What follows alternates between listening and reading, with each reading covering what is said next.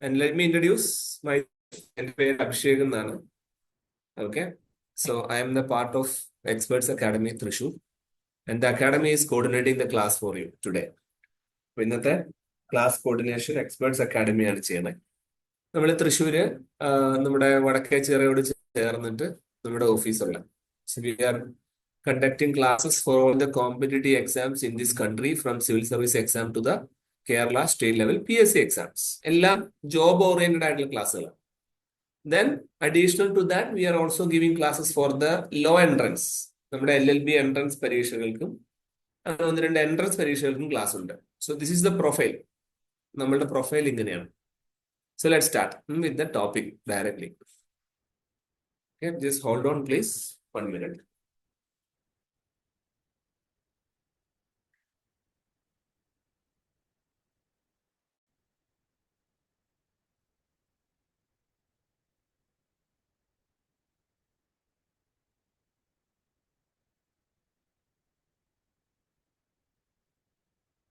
നമുക്ക് ആദ്യം നമ്മുടെ ഒരു റെയിൽവേ എക്സാംസിനെ കുറിച്ച് നോക്കാം. ഫസ്റ്റ് തന്നെ ഞാനതില് ഒന്ന് രണ്ട് കുഞ്ഞു ബ്രീഫിങ്സ് പറയാം. ഇതില് റെയിൽവേയുടെ എക്സാംസ്, അതായത് ഇന്ത്യൻ റെയിൽവേ എന്ന് പറഞ്ഞാൽ നമുക്കറിയാം ഇന്ന് ലോകത്തിലെ തന്നെ ഏറ്റവും കൂടുതൽ നെറ്റ്വർക്ക് ഓഫ് റെയിൽസ് ഉള്ള ഒരു രാജ്യം നമ്മുടെ രാജ്യമാണ്. ത്രൂ ഔട്ട് ദ കൺട്രി, ഇന്ത്യയിലുള്ള എല്ലാ സ്ഥലങ്ങളുടെയും നമുക്ക് എന്തുണ്ട്, നെറ്റ്വർക്ക് ഉണ്ട്. സ്വാഭാവികമായിട്ടും ഇപ്പോൾ ഞാൻ കുഞ്ഞ് ഇന്ത്യയുടെ പടം വരയ്ക്കുകയാണെങ്കിൽ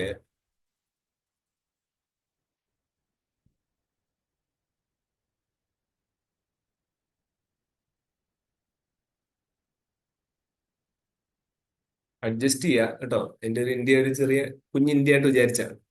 അപ്പൊ ഈ ഇന്ത്യയിൽ നമുക്ക് നോക്കുവാണെങ്കിൽ സ്വാഭാവികമായിട്ടും ഇവിടെ റീജിയൻ വൈസ് നമുക്ക് northern, southern, eastern, western, central. അപ്പം central, northern, western, eastern, southern, ഇങ്ങനെ 5 കാറ്റഗറിയില് റെയിൽവേ നെറ്റ്വർക്ക്, ട്രെയിൻ നെറ്റ്വർക്കുകളുണ്ട്. ഈ കാറ്റഗറിനെ ബേസ് ചെയ്തിട്ട് നമുക്ക് എന്തുണ്ട്, ഇന്ത്യൻ റെയിൽവേ നടത്തുന്ന പരീക്ഷകളുണ്ട്. ഓക്കെ.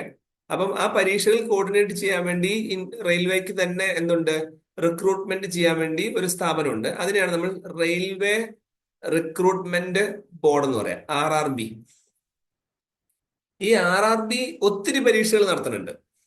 ഓക്കെ. നമ്മുടെ രാജ്യത്ത് RRB ഒത്തിരി പരീക്ഷകൾ നടത്തുന്നുണ്ട്, റെയിൽവേ റിക്രൂട്ട്മെന്റ് ബോർഡ്. അതില് കുറെ പരീക്ഷകളിൽ നമുക്ക് ടെക്നിക്കൽ ബാക്ക്ഗ്രൗണ്ട് ഉള്ള എഞ്ചിനീയേഴ്സ് അല്ലെങ്കിൽ ടെക്നിക്കൽ ബാക്ക്ഗ്രൗണ്ട് ഡിഗ്രിക്ക് പഠിക്കുന്ന കുട്ടികൾക്കാണ് പരീക്ഷ ഉണ്ടാവാം.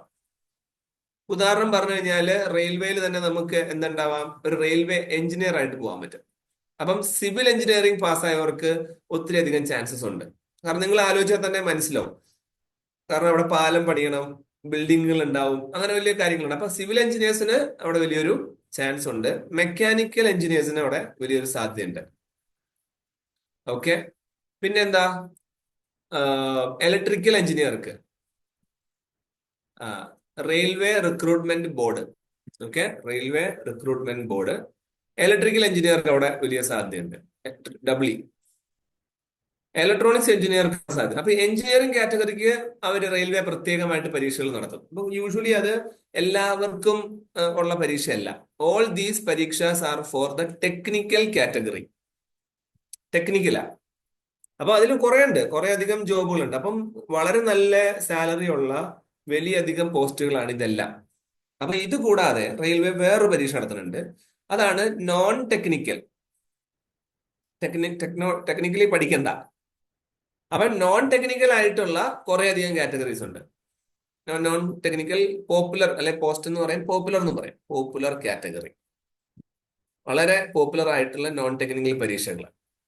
ഈ പരീക്ഷകള് നമ്മൾ നമുക്ക് ഡിഗ്രി പാസ് നമ്മൾ പഠിച്ചുകൊണ്ടിരിക്കുമല്ലേ. ഇപ്പൊ എന്റെ ക്ലാസ്സിലിരിക്കുന്ന നിങ്ങൾ 5-6 പേരും ഡിഗ്രി പഠിച്ചുകൊണ്ടിരിക്കുന്ന കുട്ടികളാണ്. അപ്പൊ നിങ്ങൾക്ക് പറ്റിയ പരീക്ഷ ഇത്.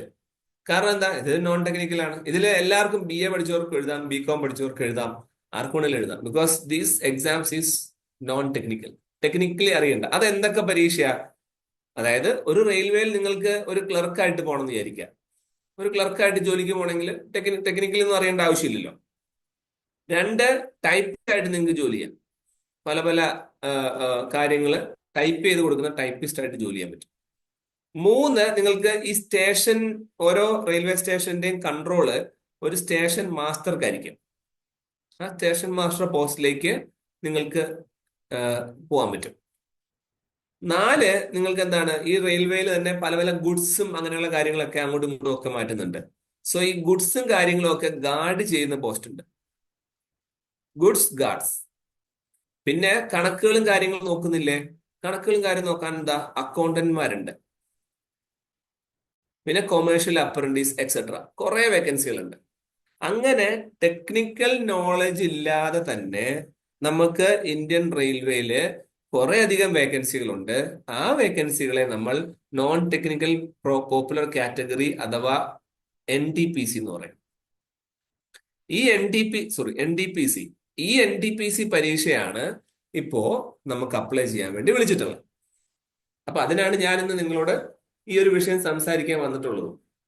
അപ്പൊ ഈ ക്ലറിക്കൽ പരീക്ഷയ്ക്കോ typist, station master, goods, accountant, apprentice etcetera etcetera കുറെ നോൺ ടെക്നിക്കൽ പോസ്റ്റിലേക്കുള്ള എല്ലാ ജോലികളും കൂടെ, എല്ലാ ഇങ്ങനത്തെ ജോലി സാധ്യതകളും കൂടെ ഒറ്റ പരീക്ഷയുടെ കീഴിലാക്കിയിട്ട് ഇന്ത്യൻ റെയിൽവേ പരീക്ഷ നടത്തുന്നുണ്ട്.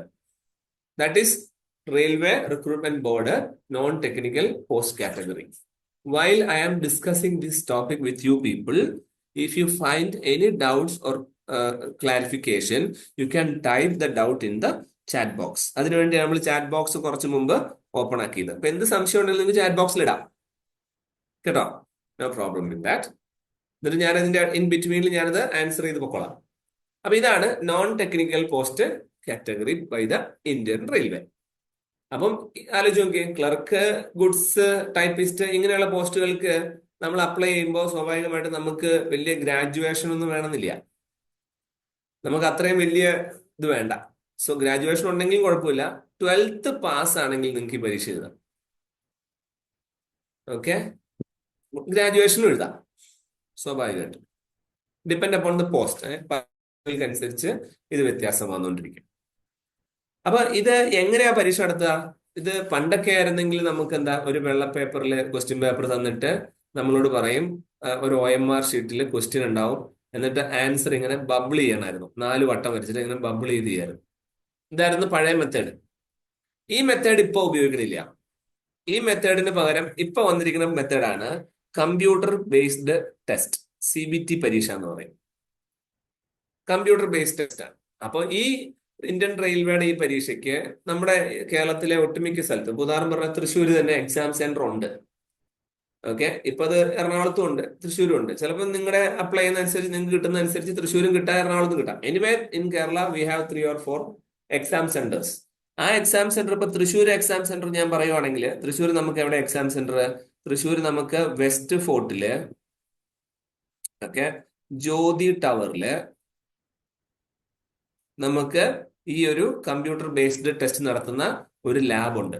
അപ്പൊ നിങ്ങൾ അപ്ലൈ ചെയ്ത് കഴിഞ്ഞാൽ നിങ്ങൾക്ക് ഒരു അഡ്മിറ്റ് കാർഡ് കിട്ടും, അഡ്മിഷൻ കാർഡ് കിട്ടും, അല്ലെങ്കിൽ ഹോൾ ടിക്കറ്റ് കിട്ടും. ഈ ഹോൾ ടിക്കറ്റുമായിട്ട് നിങ്ങൾ എവിടെ ചെന്നാൽ മതി? തൃശ്ശൂർ വെസ്റ്റ് ഫോർട്ടിൽ ചെന്നാൽ മതി, പരീക്ഷ എഴുതാം. കമ്പ്യൂട്ടർ ബേസ്ഡ് ടെസ്റ്റില് പരീക്ഷ എഴുതുന്നു, പരീക്ഷ എഴുതിയിട്ട് റിസൾട്ട് വരുന്നു. റിസൾട്ട് വന്നാൽ നമുക്ക് ഞാൻ ഈ പറഞ്ഞ കാറ്റഗറി ജോലിയിലേക്ക് നിങ്ങൾക്ക് പോകാൻ പറ്റും, ഈസിയാ. അപ്പൊ ഈ കമ്പ്യൂട്ടർ ബേസ്ഡ് ടെസ്റ്റ്, ഞാനിപ്പോ ഈ പറഞ്ഞ കമ്പ്യൂട്ടർ ബേസ്ഡ് ടെസ്റ്റ് 2 ടൈപ്പ് ഉണ്ട്. 2 ടൈപ്പ് മീൻസ് 2 റൗണ്ട് ഉണ്ട്. CBT1, ഓക്കെ, CBT1 എന്നൊരു ടൈപ്പും ഉണ്ട്, അതുപോലെ CBT2 ഉണ്ട്, കമ്പ്യൂട്ടർ ബേസ്ഡ് ടെസ്റ്റ് 2 ഉണ്ട്. അത് വേറൊന്നുമില്ല. ഓക്കെ, അതില് 2-ല് നിങ്ങൾക്ക് എന്തായിരിക്കും, ചില അതായത് നമ്മൾ പ്രിലിംസും മെയിൻസ് എന്നൊക്കെ പറയുന്ന പോലെ, ആദ്യം ഒരു പ്രിലിമിനറി റൗണ്ട് ഉണ്ടാവും, അതിൽ ക്ലിയർ ചെയ്യുന്നവരെ മെയിൻസ് എഴുതും, മെയിൻസ് ക്ലിയർ എഴുതുന്നവരെ നമ്മൾ സെലക്ട് ചെയ്യും. ഇതാണ് നമ്മുടെ പ്ലാൻ. ഓക്കെ, ചിലർക്ക് ഈ ഒരു CBT2 കഴിഞ്ഞിട്ട് നമുക്ക് എന്തുണ്ടാവാം, ചില സ്കിൽ ടെസ്റ്റുകളൂടെ നടത്താറുണ്ട്. ഉദാഹരണം പറഞ്ഞാൽ ഇപ്പൊ നമ്മൾ ടൈപ്പിസ്റ്റ് ആയിട്ട് ആണ് സെലക്ട് ചെയ്ത് നമ്മൾ പരീക്ഷയ്ക്ക് പോകുന്നതെങ്കിൽ CBT1 ഞാൻ പാസ്സായി, CBT2 പാസ്സായി കഴിഞ്ഞിട്ട് അവർ നിങ്ങളോട് പറയും, നിങ്ങൾക്ക് ആ ടൈപ്പിങ്ങിന്റെ സ്കില്ലൊന്ന് കാണിച്ചു തരാൻ പറയും. ഒരു കമ്പ്യൂട്ടർ തരും, ടൈപ്പ് ചെയ്ത് കൊടുത്താൽ മതി. ഇത് കഴിഞ്ഞാലോ, ഇത് കഴിഞ്ഞാൽ, ഇത് 3 റൗണ്ടും കഴിഞ്ഞാല് നമുക്ക് എന്തുണ്ടായി, നമ്മുടെ ഡോക്യുമെന്റ്സ്, നമ്മൾ പരീക്ഷയ്ക്ക് പാസ്സായോ, കോളേജിൽ നിന്ന് കിട്ടിയ ഡോക്യുമെന്റ്, 10ാം ക്ലാസ്സിന്റെ പേപ്പർ, അതെല്ലാം വെരിഫൈ ചെയ്യും. വെരിഫിക്കേഷൻ അതിനുശേഷം നമുക്ക് എന്തെങ്കിലും തലക്കോളമാണോ എന്തെങ്കിലും പ്രശ്നങ്ങളൊക്കെ ഉണ്ടോ എന്ന് അറിയാൻ വേണ്ടി ഒരു മെഡിക്കൽ ടെസ്റ്റ് കൂടെ നടത്തും. ഇത് കഴിഞ്ഞാൽ you will get an appointment. അത്രയുള്ള പരിപാടി. So this is the route of one exams, and you become a part of the Indian Railway after these exams. You know that it is one of the most prestigious sector of the central government. നമ്മുടെ കേന്ദ്ര സർക്കാരിന്റെ ഏറ്റവും വലിയ സെക്ടറാണ് railway എന്ന് പറയുന്നത്. ആ റെയിൽവേയില് ഇന്ത്യയിലുള്ള എല്ലായിടത്തും ഉണ്ട് ആ റെയിൽവേ. ആ റെയിൽവേയില് നിങ്ങളൊരു സ്റ്റാഫായി. അപ്പോൾ സ്റ്റാഫായി കഴിഞ്ഞാൽ നിങ്ങൾ ആലോചിച്ച് നോക്കിയാൽ മതി, നിങ്ങളുടെ കയ്യില് ഒരു ID കാർഡ് ഉണ്ടാവും. ആ ID കാർഡിൽ ഇന്ത്യൻ റെയിൽവേ എന്ന് എഴുതിയ ഒരു ID കാർഡ് ഉണ്ടെങ്കിൽ നിങ്ങൾ എവിടെ ചെന്നാലും അതിന് വാലിഡിറ്റി ഉണ്ട്. മാത്രമല്ല നിങ്ങൾക്ക് നല്ല സാലറിയും ഇതിലുണ്ട്. ഓക്കെ, അപ്പൊ സാലറിയും വളരെയധികം കൂടുതലാണ്. അണ്ടർ ഗ്രാജുവേറ്റ് ലെവലിലുള്ള ആൾക്കാർക്ക് ബേസിക് പേയ്മെന്റ് തന്നെ, ഇപ്പൊ നമ്മൾ ഈ പറയുന്ന 12th പാസ് ആണെങ്കിൽ ബേസിക് പേയ്മെന്റ് തന്നെ അറൌണ്ട് 30,000. Okay, graduation around 40.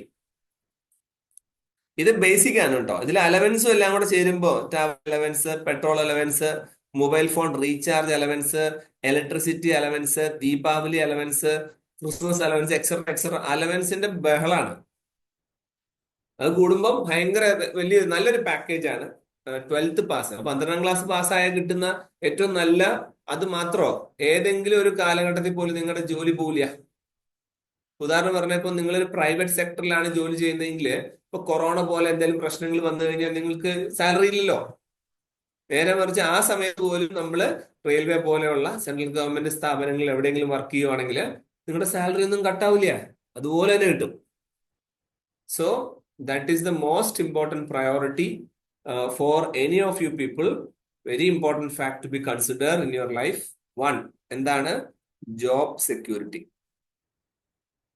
2, എന്തായിരിക്കും? Financial stability. 3, എന്താണ്? Social status. സോ പിള്ളേരെ, എനിക്ക് നിങ്ങളോട് പറയാനുള്ള ഏറ്റവും ഇമ്പോർട്ടൻ്റ് ആയിട്ടുള്ള കാര്യം, ഏത് മനുഷ്യനായിക്കോട്ടെ, ഇപ്പൊ എന്റെ ക്ലാസ്സിൽ ഇരിക്കുന്നതില് നോക്കട്ടെ കേട്ടാ, അനന്യ, ആർദ്ര, ജൂലി, മഞ്ജു, ശ്രീകുട്ടി, ഓക്കെ, 5 പേരും പെൺകുട്ടി, 6 പേരും പെൺകുട്ടികളാണ്. സോ പെൺകുട്ടികളാണെങ്കിൽ നിങ്ങൾക്ക് ഉറപ്പായിട്ടും നമ്മുടെ രാജ്യത്ത് ഒരു ജോബ് സെക്യൂരിറ്റിയും ഫിനാൻഷ്യൽ സ്റ്റെബിലിറ്റിയും സോഷ്യൽ സ്റ്റാറ്റസും വളരെ ഇമ്പോർട്ടൻ്റ് ആണ്. ആൺപിള്ളേരെ സംബന്ധിച്ച് ആൺപിള്ളേരെക്കാട്ടിലും നിങ്ങൾക്ക് എന്ത് വേണം?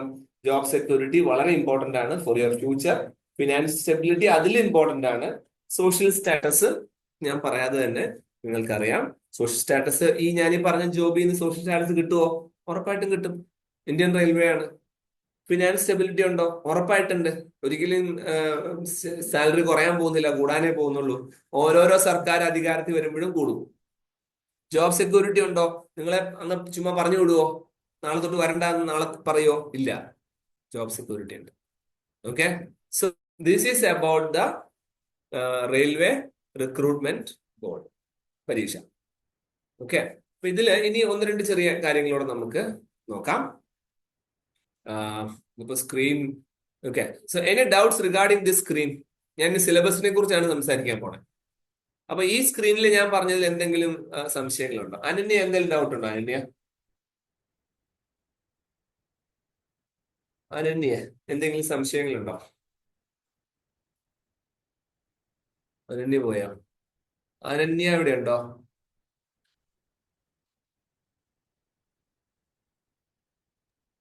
Chat box. No, okay, chat ബോക്സിൽ ഇട്ടാലും മതി, നോ പ്രോബ്ലം. ആർദ്ര, എന്തെങ്കിലും ഡൗട്ട്സ് ഉണ്ടോ? ഞാനിപ്പോ ഈ സ്ക്രീനിൽ പറഞ്ഞ കാര്യങ്ങൾ എന്തെങ്കിലും ക്ലാരിറ്റി ഒന്നുകൂടെ പറയണമെന്നുണ്ടോ? ഏതെങ്കിലും പോയിന്റ്സ്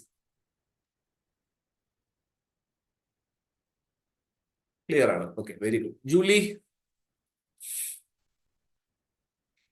ജൂലി, എന്തെങ്കിലും സംശയങ്ങൾ, ഏതെങ്കിലും ഒരു പോയിന്റ് പറയേണ്ടതായിട്ടുണ്ടോ? ക്ലിയർ ആണ്? Okay, very good. ശ്രീകുട്ടി, ഏതെങ്കിലും പോയിന്റ്സ് പറയേണ്ടതായിട്ടുണ്ടോ? ക്ലിയർ ആണ്? Okay, fine. So very good. അപ്പൊ ഈ സ്ക്രീനില് നമുക്ക് പറയാനുള്ള, ഞാനിത് വീണ്ടും ഒന്നുകൂടെ പറയാൻ കാര്യം എന്ന് വെച്ചാല്, നമുക്കിത് വളരെ ഞാൻ ഈ ഒരു മണിക്കൂർ നിങ്ങളുടെ അടുത്ത് ഈ ഒരു പരീക്ഷയെ കുറിച്ച് സംസാരിക്കുന്നതിന് ഒരു റീസൺ കൂടെ ഉണ്ട്. വെറുതെ ഞാൻ എന്റെ സമയം വെറുതെ കളയല്ല. Reason is very clear. ഞാൻ ഈ അവസാനം പച്ച ലെറ്ററിൽ എഴുതിയേക്കുന്ന ആ മൂന്ന് കാര്യങ്ങൾ നമുക്ക് ഭയങ്കര അത്യാവശ്യമാണ് പിള്ളേരെ. നമുക്കിവിടെ നമ്മുടെ രാജ്യത്ത്, പ്രത്യേകിച്ച് കേരളത്തിലോ ഒക്കെ ഒന്നും ജീവിക്കണമെങ്കിൽ നമുക്കൊരു ഫിനാൻസ് സ്റ്റെബിലിറ്റി ഭയങ്കര ആവശ്യം. ഒന്നാമത് സാധനങ്ങൾക്കൊക്കെ വിലയാണ്. നിങ്ങൾക്ക് നമ്മുടെ ആഗ്രഹങ്ങൾ ലിമിറ്റ് ചെയ്യേണ്ടി വരും. നമുക്ക് എന്ത് സാധനങ്ങളൊക്കെ നമ്മുടെ ഇഷ്ടത്തിനനുസരിച്ച് വാങ്ങിക്കണം, ഉപയോഗിക്കണം. അതൊരു ഫിനാൻഷ്യൽ ഫ്രീഡം ആണ്, ഒരു സ്വാതന്ത്ര്യം ശരിക്കും. ആ ഫിനാൻഷ്യൽ ഫ്രീഡം നമുക്ക് വേണമെങ്കിൽ നമ്മൾ ഇതുപോലെ ഒരു പെർമനന്റ് ജോബ് എന്നൊരു, അല്ലെങ്കിൽ ഒരു എന്നും സാലറി കൃത്യമായിട്ട് വരുന്ന ഒരു ജോബ് എന്നുള്ളൊരു കാര്യത്തിലേക്ക് പോകേണ്ടത് അത്യാവശ്യമാണ്. നിങ്ങളൊക്കെ ഇപ്പൊ first year, second year, third year ഒക്കെ പഠിക്കുന്ന പിള്ളേരായതുകൊണ്ട് നിങ്ങൾക്ക് വളരെ ഇമ്പോർട്ടന്റ് ആയിട്ട് ഇപ്പൊ ഇത് മനസ്സിലാവില്ല. ഡിഗ്രിക്ക് ശേഷം നിങ്ങൾക്ക് ഭയങ്കരമായിട്ട് ഇമ്പോർട്ടന്റ് ആയിട്ട് മനസ്സിലാവും. കാരണം അതിന് ശേഷമാണ് നിങ്ങൾ ജോബ് ഹണ്ടിങ്, ജോലി തേടി പോണേ. അപ്പൊ എന്റെ ഒരു പേഴ്സണൽ ഒപ്പീനിയൻ ആണ്. ഓക്കെ, എന്റെ പേഴ്സണൽ ഒപ്പീനിയൻ, നിങ്ങൾ ഇതിന് മുമ്പ് തന്നെ, അതായത് ഈ പഠിക്കുന്ന സമയത്ത് തന്നെ ഇതങ്ങ് ഫിക്സ് ചെയ്യുക. ഫസ്റ്റ് ഇയർ തന്നെ നിങ്ങൾക്ക് ഇത് പാസ് ഔട്ട് ആയി, അല്ല ഫസ്റ്റ് ഇയർ തന്നെ നിങ്ങൾക്ക് ഈ പരീക്ഷ ക്രാക്ക് ചെയ്യാൻ പറ്റി, നിങ്ങൾ ജോയിൻ ചെയ്യുമെന്ന് വിചാരിച്ചോ. അതിനുശേഷം നിങ്ങൾക്ക് ഓൺലൈൻ ആയിട്ടൊക്കെ, മീൻ ഡിസ്റ്റന്റ് ആയിട്ട് ഡിഗ്രി എടുക്കാം, അതൊന്നും പ്രശ്നമില്ല. പക്ഷെ job security is very important. കാരണം എന്താ, ഈ പരീക്ഷ ഇപ്പൊ നിങ്ങളുടെ മൈൻഡ് സെറ്റിൽ എഴുതണം. കാരണം ഈ പരീക്ഷയ്ക്ക് ഒരു പ്രത്യേകത ഉണ്ട്. ഇത് 30 വയസ്സ് വരെ എഴുതാൻ പറ്റുള്ളൂ.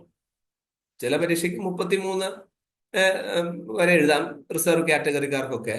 പക്ഷെ നമുക്ക് കോമൺലി അത് 30 വയസ്സ് വരെ എഴുതും. അപ്പൊ 18 വയസ്സ് തൊട്ട്, 18th ഏജ് തൊട്ട് നിങ്ങൾക്ക് പരീക്ഷ എഴുതാം. 30 താഴെയാണ് ചില പരീക്ഷ ഉണ്ടാവുള്ളൂ കേട്ടോ.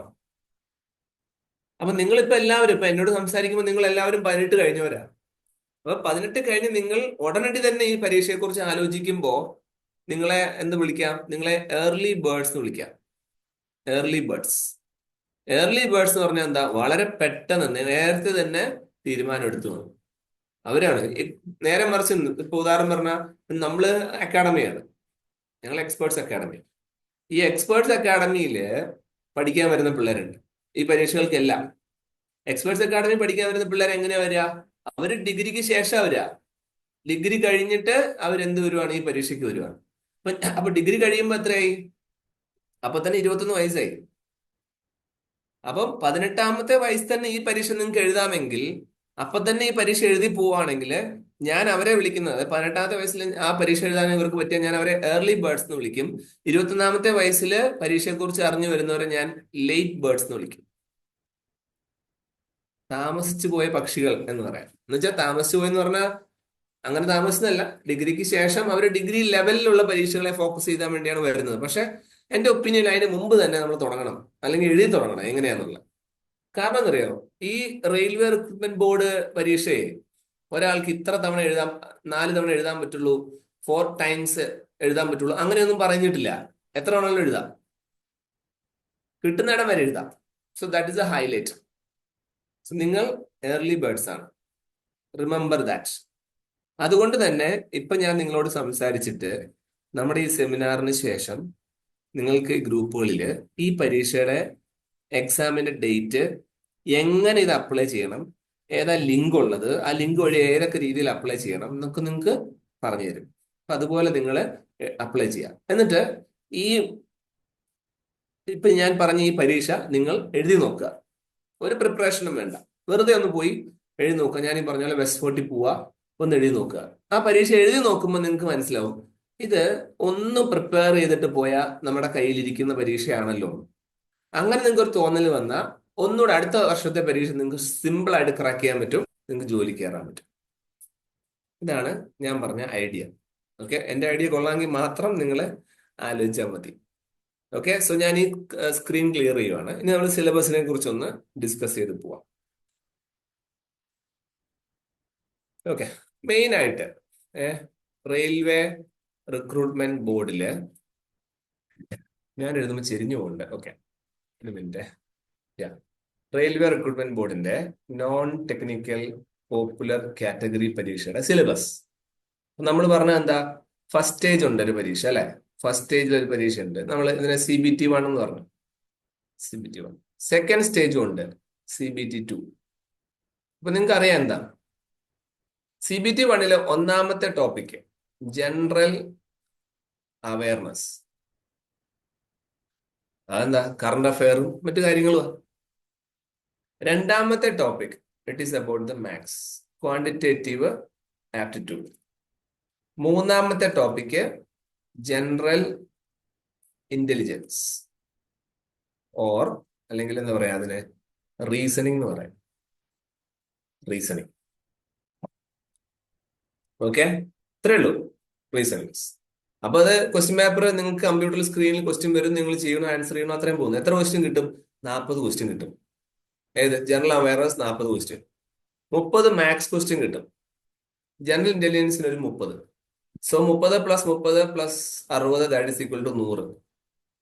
ഓക്കെ, എല്ലാത്തിനും 1 mark. So it is equal to 100 marks. പരിപാടി കഴിഞ്ഞു.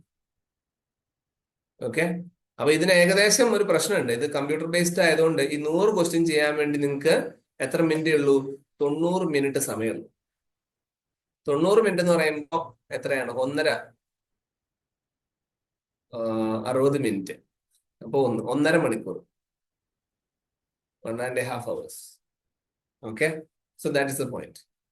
നെക്സ്റ്റ് ഉച്ച കഴിഞ്ഞോ? സോറി, നെക്സ്റ്റോ CBT 1 കഴിഞ്ഞ് CBT 2 വരുമ്പോഴോ? CBT 2 വരുമ്പോ ഇതൊക്കെ തന്നെയാണ്, ഒരു വ്യത്യാസവും ഇല്ല. സെയിം ജനറൽ അവയർനെസ് 50 ക്വസ്റ്റ്യൻ വരും. ക്വസ്റ്റ്യൻ കൂടി. അടുത്തതോ മാത്സ് 35 ക്വസ്റ്റ്യൻ ആയി. റീസണിങ്ങോ 35 ക്വസ്റ്റ്യൻ. അപ്പൊ ടോട്ടൽ അത് 120 ക്വസ്റ്റ്യൻ ആയി.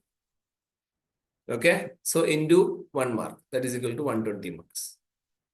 അതിന് എത്ര മിനിറ്റേ ഉള്ളൂ?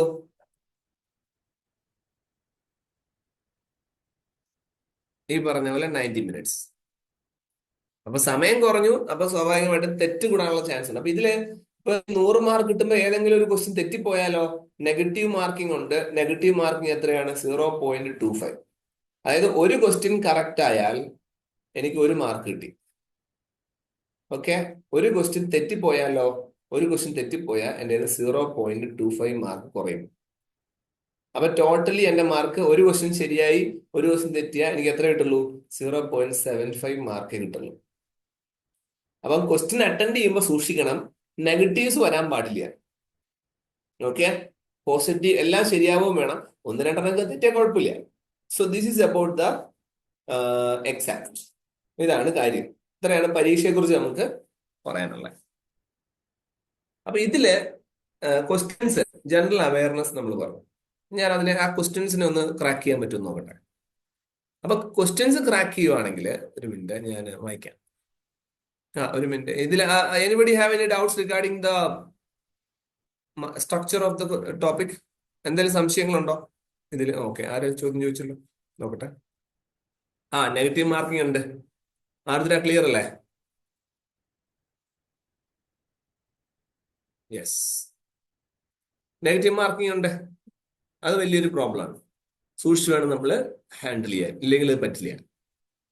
Okay, so general awareness, quantitative aptitude, general intelligence, ഈ 3 ഉണ്ട്. അപ്പൊ ഇതിൽ ഓരോരോ ടോപ്പിക് നമുക്കൊന്ന് ബ്രീഫ് അപ്പ് ചെയ്യാം. ഓക്കെ, ബ്രീഫ് അപ്പ് ചെയ്ത് പോവാം. ബ്രീഫ് അപ്പിലേക്ക് വന്നു കഴിഞ്ഞാൽ ആദ്യത്തെ എന്താ? ജനറൽ അവയർനെസ്സിലേക്ക് നോക്കാം. Hold on 1 minute.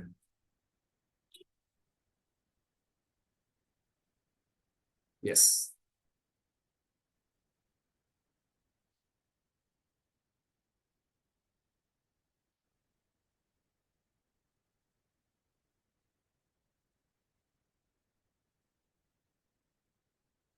ജനറൽ അവയർനെസ്സിലേക്ക് വന്ന ഞാൻ ഇതൊന്ന് മായ്ച്ചു കളയാണ്. ഞാൻ ടോപ്പിക് വൈസിലേക്ക് പോവാണ്. അപ്പൊ ഇതില് ക്വസ്റ്റ്യൻ എങ്ങനെയാണ്, ക്വസ്റ്റ്യൻ മാർക്ക് എത്രയാണ്, നെഗറ്റീവ് ഉണ്ടോ, എത്ര മിനിറ്റ് പരീക്ഷ ഉണ്ടെന്നുള്ള കാര്യം നിങ്ങൾക്ക് ക്ലിയർ ആയി. ഇനി നമ്മൾ ഇതിനെ 3ആയിട്ടൊന്ന് കാറ്റഗറൈസ് ചെയ്ത ഈസി ആയിട്ട് നമ്മൾ ചിന്തിച്ചു കഴിഞ്ഞാൽ, ഒന്നെന്താ? ജനറൽ അവയർനെസ് ആണ്. 2 ക്വാണ്ടിറ്റേറ്റീവ് ആപ്റ്റ്യൂഡ് ആണ്. 3 റീസണിങ് എന്നൊരു ടോപ്പിക്കാണ്. അപ്പൊ റീസണിങ് അല്ലെങ്കിൽ മെന്റൽ എബിലിറ്റി എന്നൊക്കെ പറയും. അപ്പൊ ഇതിൽ ജനറൽ അവയർനെസ് എന്ന് പറയുമ്പോൾ ഇതിന്റെ അകത്ത് എല്ലാ ടൈപ്പ് ക്വസ്റ്റ്യൻസും വരും. ജനറൽ ആയിട്ടുള്ള അവയർനെസ്. അപ്പൊ ഇതിൽ കറണ്ട് അഫയർ വരുമോ? വരും. കോൺസ്റ്റിറ്റ്യൂഷൻ ഓഫ് ഇന്ത്യ വരുമോ? വരും. ഓക്കെ, ഹിസ്റ്ററിയുടെ എന്തെങ്കിലും ബേസിക്സ് ഹിസ്റ്ററി പഠിക്കണോ? വേണം. ഹിസ്റ്ററി ഉണ്ടോ? ഉണ്ട്. ഓക്കെ, ജോഗ്രഫി വേണോ? നമ്മുടെ ഇന്ത്യയുടെ ജോഗ്രഫി വേണോ? വേണം. ഇന്ത്യയുടെ എക്കണോമിക്സ് വേണോ? എക്കണോമിക്സ് വേണം. ഓക്കെ, സയൻസ് വല്ലതും പഠിക്കണോ? വേണം. ഫിസിക്സും കെമിസ്ട്രിയും ബയോളജിയുടെ ബേസിക്സ് അറിയണം. കമ്പ്യൂട്ടറിനെ കുറിച്ച് എന്തെങ്കിലും അറിയണോ? യെസ്, കമ്പ്യൂട്ടറും IT-നെ കുറിച്ചും ഇൻഫർമേഷൻ ടെക്നോളജിയെ കുറിച്ചും ഐഡിയ ഉണ്ടാവണം. സ്പോർട്സിനെ കുറിച്ചൊക്കെ ഐഡിയ ഉണ്ടാവണ്ടേ? വേണം. ഓക്കെ, നമ്മുടെ ഇന്ത്യയുടെ അകത്തുള്ള എൻവയറമെന്റിനെ കുറിച്ച്, പരിസ്ഥിതിയെ കുറിച്ച് അറിവുണ്ടായിരിക്കണം. ഇതാണ് ജനറൽ അവയർനെസ് എന്ന് വരുന്ന ടോപ്പിക്കുകൾ. അപ്പൊ കറണ്ട് അഫെയർ എന്ന് ഞാൻ ചോദിച്ചു കഴിഞ്ഞാൽ, ഉദാഹരണം പറയാൻ ഞാൻ നിങ്ങളോട് വെറുതെ ഒരു ചോദ്യം ചോദിക്കാം. ആരാ എന്ത് ഡൗട്ട് ചോദിച്ചു? ഒരു മിനിറ്റ്. സോ യെസ്, ആർദ്രയുടെ ഡൗട്ട്. ആ, അനന്യ, നമ്മൾ ഇന്ത്യൻ കോൺസ്റ്റിറ്റ്യൂഷൻ എഴുതിയത് ആരാന്ന് ചോദിച്ചാൽ എന്തു പറയും? അനന്യ ടൈപ്പ് ചെയ്തിട്ടാ മതി ആൻസർ. ഓക്കെ, ഞാൻ ഓപ്പൺ ആയിട്ട് ചോദിക്കാം, ആർക്ക് വേണമെങ്കിലും ആൻസർ ഇടാം. കോൺസ്റ്റിറ്റ്യൂഷൻ ഓഫ് ഇന്ത്യയുടെ ആർക്കിടെക്ട് ആരാണ്? കോൺസ്റ്റിറ്റ്യൂഷൻ ഓഫ് ഇന്ത്യ നിർമ്മിച്ചത് ആരാണ്? എല്ലാവരും ആൻസർ ചെയ്ത് ഗ്രൂപ്പിൽ ഇട്ടോ. കോൺസ്റ്റിറ്റ്യൂഷൻ ഓഫ് ഇന്ത്യ നിർമ്മിച്ചത് ആരാണ്? ഓക്കെ, അനന്യ വിട്ടു, ഫീൽഡ് ഔട്ട് ആയി. ഓക്കെ, ശ്രീകുട്ടി അംബേദ്കർ എന്ന് പറയുന്നുണ്ട്. ഓക്കെ, ജൂലി എന്താ പറയണത് നോക്കട്ടെ. ആർദ്ര എന്താ പറയണത് നോക്കട്ടെ.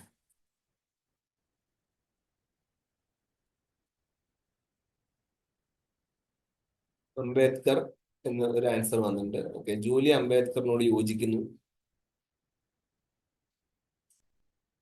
ഓക്കെ, ഇനി ആരാ പറയാനുള്ള? ശ്രീകുട്ടിയും ജൂലിയും പറഞ്ഞു, അനന്യ പറഞ്ഞു, ആർദ്ര പറഞ്ഞു. ആർദ്ര, ഓക്കെ, വെരി ഗുഡ്. അപ്പൊ ഇതില് അംബേദ്കറിനോട് ചോദിച്ചു നിങ്ങള്, ഡോക്ടർ BR അംബേദ്കർ. അപ്പൊ ഈ കോൺസ്റ്റിറ്റ്യൂഷൻ എന്ന് പറയുന്ന സാധനം ഒരു ബുക്ക് പോലെയാണെങ്കിൽ ആ കോൺസ്റ്റിറ്റ്യൂഷന് ഒരു ഒരു പ്രിഫേസ് ഉണ്ടായിരിക്കും, ഒരു ആമുഖമുണ്ട്. ആ ആമുഖത്തിനെ നമ്മൾ പ്രിയാമ്പിൾ എന്ന് പറയും. അപ്പം പ്രിയാമ്പിൾ കഴിഞ്ഞാൽ പിന്നെ ആ ബുക്കിന്റെ അകത്ത്, കോൺസ്റ്റിറ്റ്യൂഷൻ എന്ന് പറയുന്ന പുസ്തകത്തിന്റെ അകത്ത് പല പല പാർട്സുകളുണ്ട്. പാർട്സ്, ഓരോ പാർട്സിന്റെ അകത്തും ഓരോരോ ആർട്ടിക്കിൾസ് ഉണ്ട്. ഓക്കെ, അപ്പം പ്രിയാമ്പിളിന്റെ അകത്ത് എന്തുണ്ട്? ഒരു ഫ്രണ്ട് പേജ് ആമുഖമുണ്ട്, അതിനെ നമ്മൾ പ്രിഫേസ് ഉണ്ട്, അതിനെ നമ്മൾ പ്രിയാമ്പിൾ എന്ന് വിളിക്കും. പിന്നെ ആ ബുക്കിന്റെ അകത്ത് ഓരോരോ പാർട്സുകളുണ്ട്, അതിന് ഓരോരോ ഭാഗങ്ങൾ, ചാപ്റ്ററുകളുണ്ട്. ആ ചാപ്റ്റേഴ്സിനെ നമ്മൾ പാർട്സ് എന്ന് വിളിക്കും. ഈ പാർട്സിന്റെ അകത്ത് ആർട്ടിക്കിൾസ് ഉണ്ട്, കുഞ്ഞു കുഞ്ഞ് ലെസൺസ് ഉണ്ട്, അതിനെ ആർട്ടിക്കിൾസ് എന്ന് വിളിക്കും. ഇതുകൂടാതെ ഷെഡ്യൂൾ എന്ന് വിളിക്കും. ഷെഡ്യൂൾസ്, പട്ടികകൾ. ഈ 4 സാധനങ്ങൾ ചേർന്നതാണ് കോൺസ്റ്റിറ്റ്യൂഷൻ ഓഫ് ഇന്ത്യ. അപ്പൊ ഈ 4 സാധനങ്ങളെയും വൃത്തിയായിട്ട് നമ്മൾ പഠിച്ചാലേ ആ ടോപ്പിക്കിൽ നമുക്ക് മാർക്ക് കിട്ടുള്ളൂ. Okay, so that is very very important point ആണ്. അത് ഭയങ്കര ഇമ്പോർട്ടന്റ് ആണ്. പിന്നെ കറണ്ട് അഫയർ. കറണ്ട് അഫയർ ആയിട്ട് നമ്മുടെ രാജ്യത്ത് നടക്കുന്ന കാര്യങ്ങളെല്ലാം. Okay, Julie, let me ask you one question.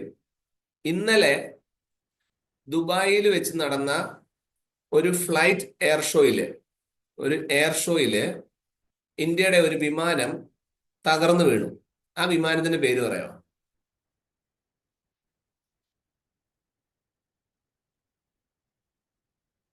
Anyone, ആർക്ക് വേണമെങ്കിലും പറയാം. Open question to everybody. Open question, ആർക്ക് വേണമെങ്കിലും പറയാം.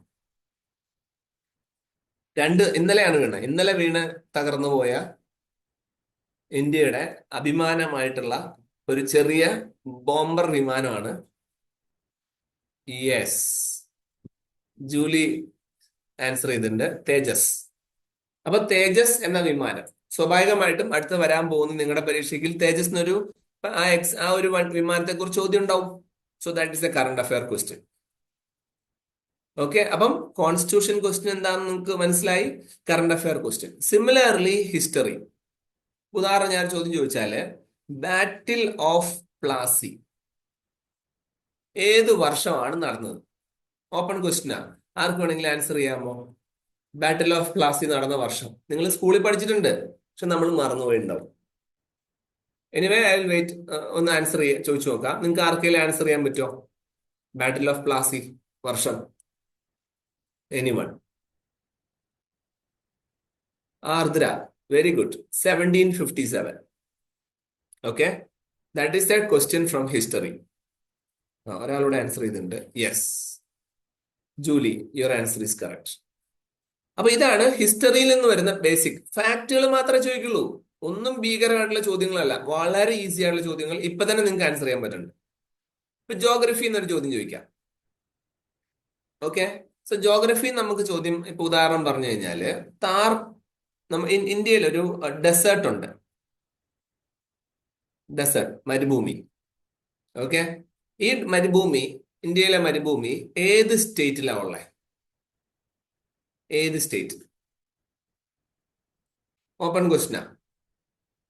ഇന്ത്യയിലെ മരുഭൂമി ഏത് സ്റ്റേറ്റിലാണ് സ്ഥിതി ചെയ്യുന്നത്? വളരെ ഫണ്ടമെന്റൽ ബേസിക് ജോഗ്രഫി ക്വസ്റ്റ്യൻ.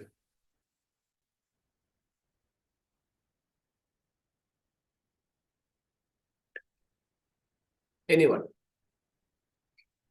ഇന്ത്യയിലെ മരുഭൂമി ഏത് സ്റ്റേറ്റിലാണ്? യെസ്, അനന്യ പറയണത് രാജസ്ഥാൻ, ആർദ്ര പറഞ്ഞത് Rajasthan. Okay, that is the right answer. എന്നാ അത് വളരെ ഈസി ക്വസ്റ്റ്യൻ ആണ്. ഇപ്പൊ ഡെസേർട്ട് എന്ന് പറയുന്നത് ഏത് സ്റ്റേറ്റിലാണെന്ന് ചോദിക്കേണ്ടത്, അത് രാജസ്ഥാനാന്ന് നിങ്ങൾ പറഞ്ഞു. രാജസ്ഥാൻ ആണെങ്കിൽ എന്റെ ചോദ്യം ഇതാ, ഈ ഡെസേർട്ടിൽ, രാജസ്ഥാനിലെ ഈ ഒരു ഡെസേർട്ടിലൂടെ ഒരു റിവർ ഒഴുകുന്നുണ്ട്. ഡെസേർട്ടിലൂടെ ഒരു റിവർ, ചെറിയൊരു നദി. ആ നദിയുടെ പേര് എനിവൺ? ഇപ്പൊ ഡെസേർട്ടിൽ കൂടെ നദി സാധാരണഗതിയിൽ ഒഴുകാറില്ല. പക്ഷെ ഇതൊരു കുഞ്ഞ്, ഭൂരിഭാഗം സമയം വറ്റി വരണ്ട് കിടക്കുന്ന നദിയാണ്. സോ ഒരു നദി ഒഴുകി പോകുന്നുണ്ട്. ആ നദിയുടെ പേര്, that is my question. Anyone? ചുമ്മാ ഗസ് ചെയ്തു. Yes Julie, your answer is absolutely right. Very good. That is Luni. അപ്പൊ ഇതാണ് ജോഗ്രഫിയിൽ നിന്നുള്ള ചോദ്യം. കണ്ടോ? അപ്പൊ ഇതുപോലെ ഓരോരോ. അപ്പൊ വേറൊരു question. Okay, then next topic is what? Economics. Economics ഒരു ചോദ്യം ചോദിക്കാം. ഓക്കെ, നമ്മുടെ ഇന്ത്യയില് കറൻസികൾ പ്രിന്റ് ചെയ്യുന്നത് ആരാണ്?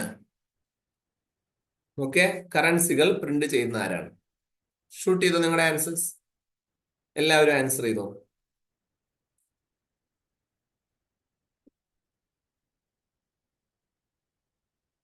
എല്ലാവരും.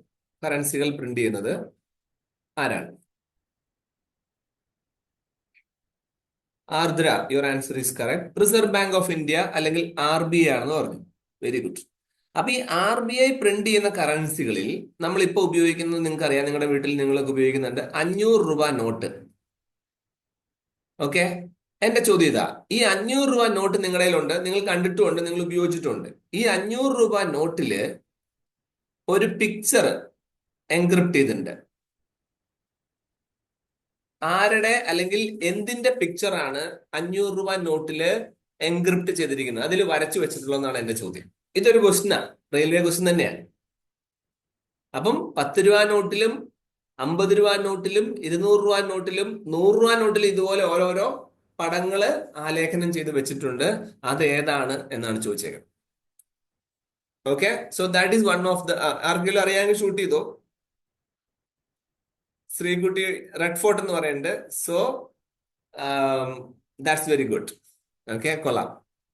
അപ്പൊ ഇങ്ങനെയാണ് ചോദിക്കുക. അടുത്ത് എന്താണ് PC? ആരാ ചോദിക്കുന്നത് അടുത്തത്? Yes, Red Fort, Sreekutty Red Fort. Julie Red Fort shoot ചെയ്തു. Okay, very good. അടുത്തത് എന്താ? Physics, chemistry, biology. ഓക്കെ, അപ്പം ഒരു ക്വസ്റ്റ്യൻ ചോദിക്കാം. ഐ വിൽ ആസ് സയൻസ് ബാക്ക്ഗ്രൗണ്ടിൽ ഒരു ചോദ്യം. നമുക്കറിയാം, നമുക്ക് ഒരു ഇല, ഒരു ചെടിയുണ്ട്, ചെടിക്ക് ഇലയുണ്ടെന്ന് വിചാരിക്കാം. ഇലയുടെ കളർ എന്താ? ഇലയുടെ കളർ പച്ചയാണ്, ഗ്രീൻ കളർ. ഈ ഇലയ്ക്ക് ഈ ഗ്രീൻ കളർ കൊടുക്കുന്ന കെമിക്കൽ ഏതാണ് എന്നാണ് എന്റെ ചോദ്യം. Yes, my question is Ardra. Very good. Chlorophyll ആണ് ഇതിന് ഗ്രീൻ കളർ കൊടുക്കുന്നത്. അപ്പൊ ഇതാണ് സയൻസ് ബാക്ക്ഗ്രൗണ്ടിൽ നിന്നുള്ള ഒരു sample question. Then I will ask A computer sample question. കമ്പ്യൂട്ടറിൽ നിന്നൊരു ചോദ്യം. ഓക്കെ, സോ കമ്പ്യൂട്ടർ സൈഡിൽ നമ്മളോട് ചോദിക്കുകയാണ്, IP എന്ന് പറഞ്ഞാൽ കമ്പ്യൂട്ടറിൽ വളരെ കോമൺ ആയിട്ട് ഉപയോഗിക്കുന്ന ഒരു സാധനമാണ് IP. അതിന്റെ ഫുൾ ഫോം എന്താണ്? IP അല്ലെങ്കിൽ IP അഡ്രസ് എന്നൊക്കെ നമ്മൾ പറയാറുണ്ട് പലപ്പോഴും. IP-യുടെ ഫുൾ ഫോം, ഇപ്പൊ BCA-കാരുണ്ടായതുകൊണ്ട് ടക്കേന്ന് ആൻസർ വരേണ്ടതാണ്. IP-യുടെ full form. Yes, Julie, your answer is correct. Internet protocol. Yes, Ananya, your answer is correct. Internet protocol. Sports question. സ്പോർട്സിൽ നിന്ന് നിങ്ങൾക്ക് ചോദ്യം ഉണ്ടാവും. വളരെ സിമ്പിൾ ആണ്. ICC world cup okay, world cup ഇത്തവണ കിട്ടിയ രാജ്യം ഏതാണ്? Sorry, women ICC world cup women's world cup ഇത്തവണ കിട്ടിയ രാജ്യം. ശ്രീകുട്ടിയുടെ ആൻസർ കറക്റ്റ് ആണ്, ഇന്ത്യയാണ്. അതിൽ എന്റെ ചോദ്യം ഇതാണ്. ഓക്കെ, ഇച്ചിരി സ്പെസിഫിക് ആയിട്ട് ചോദിക്കാം. ആ ICC world cup women's world കപ്പില് അന്നത്തെ കളിയില്, okay, woman of the match അല്ലെങ്കിൽ മാൻ ഓഫ് ദ മാച്ച് എന്ന് പറയില്ല, വുമൺ ഓഫ് ദ മാച്ച് ആയിട്ട് ആര് സെലക്ട് ആയി? അപ്പൊ കുറച്ചുകൂടെ സ്പെസിഫിക് ആയി question. Okay, Ananya India, very good. അപ്പൊ അത് നമ്മൾ ശ്രദ്ധിച്ചിട്ടുണ്ടാവില്ല. ആരാണ് വുമൺ ഓഫ് ദ മാച്ച് ആയിട്ടുണ്ടാവുക, ആരാണ് woman of the series, test series മുഴുവൻ ഉണ്ടായിട്ടുണ്ടാവുക, ഇങ്ങനെയുള്ള ചോദ്യങ്ങൾ. അല്ലെങ്കിൽ ഇന്ത്യക്കെതിരെ അന്ന് ഫൈനലിൽ കളിച്ച ഏത് ടീമാണ്, ഇങ്ങനെയൊക്കെ എക്സാം നമ്മളോട് ചോദിക്കും. Then about the environment. Okay, എൻവയറമെന്റിൽ നിന്ന് ചോദ്യങ്ങൾ ഉണ്ടാവാം, സൈലന്റ് വാലി ചോദ്യങ്ങൾ ഉണ്ടാവാം, മരങ്ങളുടെ പ്രത്യേകതകൾ ചോദിക്കാം. ഓക്കെ, സോ അങ്ങനെയുള്ള ക്വസ്റ്റ്യൻസ് ആണ് ജനറൽ അവയർനെസ് എന്ന കാറ്റഗറിയിൽ. അപ്പൊ നിങ്ങൾക്കറിയാം, നമ്മളിപ്പോ നോക്കിയതനുസരിച്ച് ജനറൽ അവയർനെസ്സിന് നമുക്ക് റെയിൽവേ പരീക്ഷയ്ക്ക് എത്ര ക്വസ്റ്റ്യൻസ് വരുന്നുണ്ട്? റെയിൽവേ പരീക്ഷയ്ക്ക് നമുക്ക് ജനറൽ അവയർനെസ്സിൽ നിന്ന് സൂക്ഷിച്ചു നോക്കിയാൽ മനസ്സിലാവും. ഐ മീൻ CBT 1-ല് 40 ക്വസ്റ്റ്യൻസ് ആണ് ചോദിക്കുക. അപ്പൊ നിങ്ങളൊന്ന് പ്രിപ്പയർ ചെയ്താൽ, നിങ്ങളൊന്ന് പ്ലാൻ ചെയ്ത് ഒന്ന് പ്രിപ്പയർ ചെയ്താല് ഒരു ദിവസം കുറച്ച് ടോപ്പിക് വെച്ച് പഠിച്ചാലും മതി. ഈ ഒരു 40 മാർക്ക് നമുക്ക് പുഷ്പം പോലെ നേടിയെടുക്കാൻ പറ്റും. സോ 40 മാർക്സ് ഉണ്ടോ? ഇപ്പൊ തന്നെ ഞാൻ ചോദിച്ച ചോദ്യങ്ങളിൽ ഒട്ടും മിക്കതും നിങ്ങൾക്ക് അറിയാവുന്ന അല്ലെങ്കിൽ കേട്ടിട്ടുള്ളതാണ്. ഒന്ന് പ്രിപ്പയർ ചെയ്താൽ ശരിയാവുന്നതേ ഉള്ളൂ. Then the next one is about the quantitative aptitude. മാത്സിന്റെ ക്വസ്റ്റ്യൻസ് ആണ്. അതൊരു ഇച്ചിരി കൂടെ നമുക്ക് പ്രിപ്പയർ ചെയ്യേണ്ട സാധനം. മാത്സ് ക്വസ്റ്റൻ എന്ന് പറഞ്ഞാൽ നമ്മൾ വിചാരിക്കുന്ന പോലെ, നമ്മൾ സയൻസിൽ പഠിക്കുന്ന പോലെയോ +2 സയൻസിൽ പഠിച്ച പോലെയോ ഒന്നും ഭീകരമായിട്ടുള്ള ഇന്റഗ്രേഷനോ ഡിഫറൻസിയേഷനോ ഒന്നുമില്ല. സാധാരണ മാത്സേ ഉള്ളൂ. ഏതൊക്കെയാ ഉള്ളത്? LCM എടുക്കുക, SCF എടുക്കുക, റേഷ്യോസ് എടുക്കുക, പെർസെൻറ്റേജ് എടുക്കുക, പ്രോഫിറ്റ് ആൻഡ് ലോസ് നോക്കുക, simple interest, compound interest topic നോക്കുക, കുറച്ച് ജോമെട്രി നോക്കുക, ട്രിഗ്നോമെട്രി നോക്കുക. ഇത്രയുള്ളൂ. പക്ഷെ ഇവിടെ ഒരു പ്രശ്നമുണ്ട്. എന്താണെന്നറിയാമോ? ഈ ക്വസ്റ്റ്യനുകൾ നോക്കിയാൽ മനസ്സിലാവും, ദാറ്റ് ഈസ് 30 മാർക്സ്. പക്ഷെ സമയത്തിന് ചെയ്യണം, സ്പീഡ് ചെയ്യാൻ പറ്റണം. സോ ഹിയർ മാത്സിന്റെ ഈ ഒരു ഏരിയയിൽ നിങ്ങൾക്ക് അറിവില്ലാത്ത ഒരു ചോദ്യം പോലും വരില്ല. പക്ഷെ സ്പീഡാണ് ഇമ്പോർട്ടൻറ്റ്. സ്പീഡ് ഫാസ്റ്റ് ആയിട്ട് കാൽക്കുലേറ്റ് ചെയ്യാൻ നമ്മൾ പഠിക്കണം, എന്നാൽ മാത്രമേ കാര്യമുള്ളൂ. ഇതാണ് മാത്സിൽ ഒരു പ്രശ്നം. ഓക്കെ, സോ മാത്സിൽ വളരെ ഫാസ്റ്റ് ആയിട്ട് കാൽക്കുലേറ്റിംഗ് സ്പീഡ് കൂട്ടുക എന്നുള്ളതാണ്. അപ്പൊ അതിനെന്ത് വേണം? അതിന് ഒറ്റ വഴിയേ ഉള്ളൂ, പ്രാക്ടീസ് ചെയ്യണം. മാത്സിന്റെ ഈ ഒരു പോർഷൻ, ഈ ഒരു 30 മാർക്ക് സ്കോർ ചെയ്യണമെങ്കിൽ പ്രാക്ടീസ് ചെയ്യുക. ഈ ഒരു 40 മാർക്ക് സ്കോർ ചെയ്യണമെങ്കിൽ വായിക്കുക. ഇനി ഏറ്റവും രസം അടുത്ത ടോപ്പിക്കാണ്. അത് അടുത്ത 30 മാർക്കിന്റെ ചോദ്യമാണ്.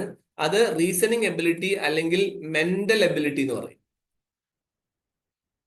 മെന്റൽ എബിലിറ്റി കമ്പാരിറ്റീവ്ലി വളരെ എളുപ്പമാണ്.